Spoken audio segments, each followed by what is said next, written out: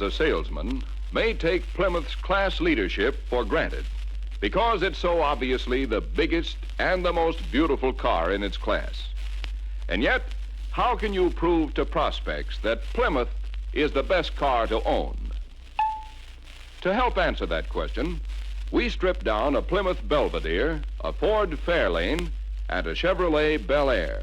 That's right, we disassembled them to find visible evidence that Plymouth is built best to satisfy its owners. And that means we'll see under the forward look. Naturally, we won't have time to see all of Plymouth's superiorities, but we will see many of the ways Plymouth is best built for comfort, best built for safety, and best built for easy driving. We'll see features you can talk to prospects about. Suppose we start off with a benefit that you and every Plymouth owner are familiar with: comfort. The first comfort feature that comes to mind is the seat. Here's a close view of Plymouth's chair-height back seat, with the upholstery stripped away so you can get a good look at the deep coil spring construction, which offers more comfort. Get an eyeful of that kind of comfort quality, because you're not going to see it in this close view of the Ford rear seat. Nothing but widely spaced zigzag wires to support your weight, plus a couple of coils on the ends to keep the edges from breaking down. On the Chevrolet, we see another type of zigzag spring, but something that still falls short of the comfortable Plymouth seat. Now, another obvious part of a car's comfort is the heater. Yet probably few prospects put much thought to it when they shop around. They don't expect to find a difference in heaters. So tell them that Plymouth offers far more in this department, with separate motors for heating and defrosting. That means quicker windshield defrosting.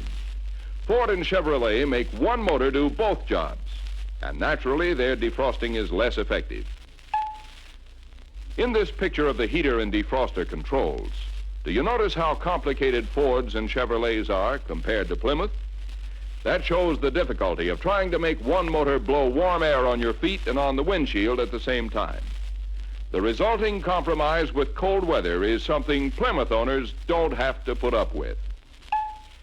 Back on the bodies themselves, let's look at the ways these three cars seal out road noise, dust, and water. In other words, insulation for comfort. The fresh air intake in this picture is one Plymouth superiority. Unlike Ford's, it's high above road fumes. And unlike Chevrolets, it can be closed on the outside so it won't accumulate dust, dirt, snow, and ice. Plymouth runs a full rubber seal across the opening between hood and cowl, and another one down the side between cowl and fender. And notice those big silencer pads for reducing road noise. Ford has a rather skimpy hood-to-cowl seal. There's no insulation between fender and cowl, and Ford also leaves the silencer pads out. As for Chevrolet, they use nothing at all at these 3 points where Plymouth insulates and seals so thoroughly. Now let's take a close look at the front compartment floors to see more ways in which Plymouth insulates for comfort.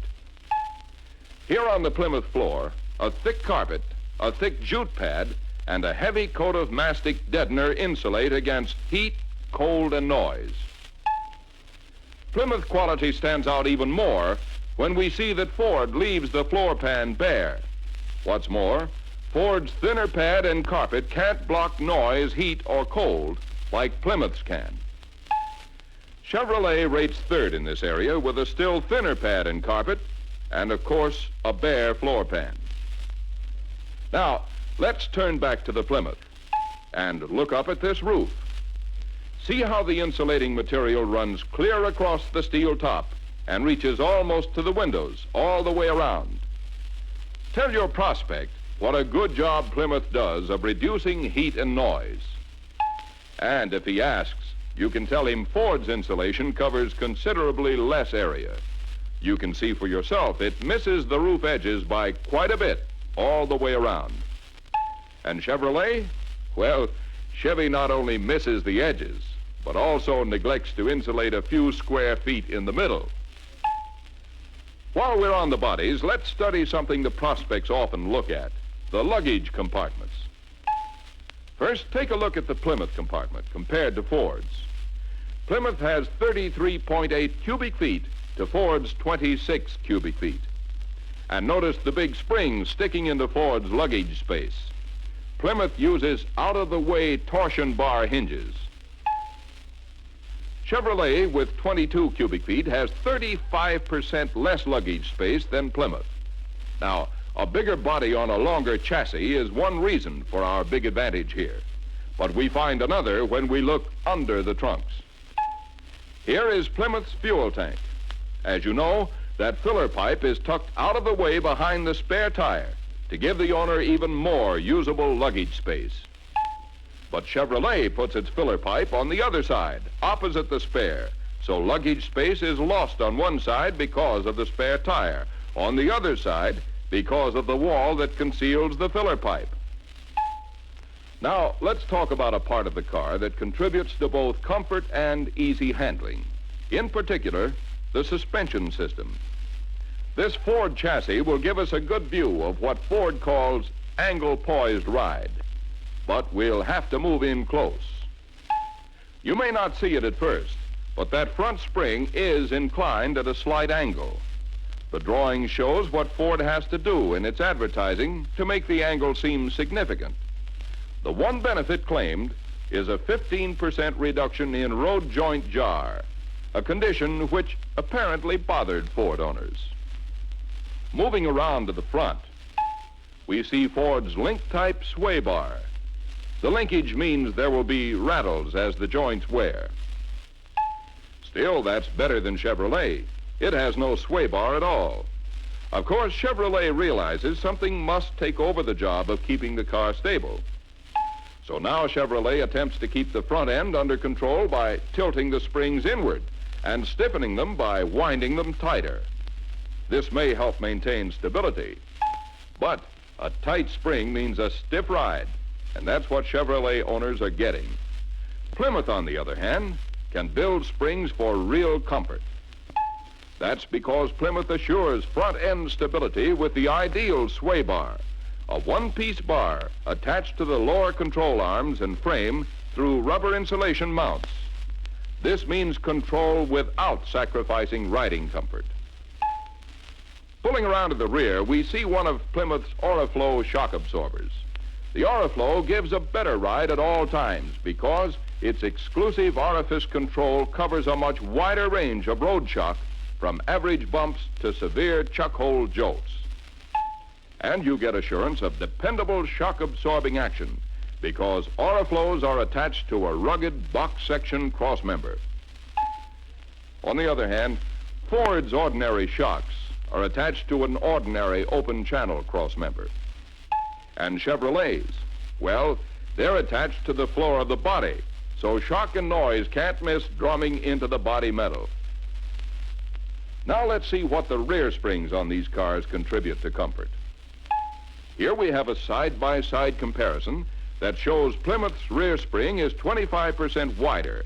The extra width resists twisting, adds a lot to stability, and still permits a better ride. Now, Plymouth builds the widest frame of all three cars, and that plays a definite part in our comfort superiority. You see, the wider frame lets Plymouth use short, rigid body mounting brackets to hold the body steady. Compare this compact, sturdy structure with the long arms that Ford and Chevrolet bodies must be attached to. Incidentally, look at the difference in the ways Plymouth and Ford insulate the body from road vibrations. We use a fully insulated mounting with thick live rubber, where Ford uses merely a thin rubber and fabric shim with the bolt making a direct metal connection. So far, we've seen that Plymouth builds a more comfortable car by building more quality into the seats, the heater and defroster, the body insulation, the trunk, the front and rear suspension, and even the frame. Actually, there are even more Plymouth features for the owner's comfort. Let's look at a few while the record is turned.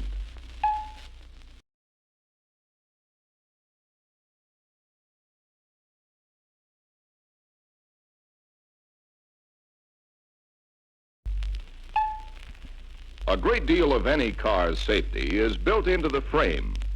It must be rugged and rigid to stay straight and true for safe driving, accurate steering, and straight-line stops. So Plymouth builds this sturdy backbone for a safer automobile. Notice particularly those two heavy-duty cross members between the ends. They assure a more rigid frame. This important one at the rear of the engine is what they call hat-shaped, and that's one of the best ways you can shape a piece of metal for strength. Now, Ford, like Plymouth, has intermediate cross members in the frame. They are most proud of what they call the K-member, which is just behind the engine. There's nothing wrong with a K-member from a design standpoint, but this one is mostly made of open channel rails. They aren't as strong as Plymouth's hat-shaped construction, and the K-member is further weakened by holes. As for Chevrolet, it has no cross-member for firm engine support at all. The engine is supported by those stubby brackets, so the engine itself must tie the frame together at this point. As a matter of fact, the Chevrolet frame hasn't any cross members between the ends. It's built like a picture frame, without any cross bracing in the middle. You know how easy it would be to twist a picture frame out of line. Now, it's probably true that a lot of people don't think much about the brakes inside these wheels. All cars have brakes, so why ask questions? But you can volunteer some information that shows there's a big difference in brakes.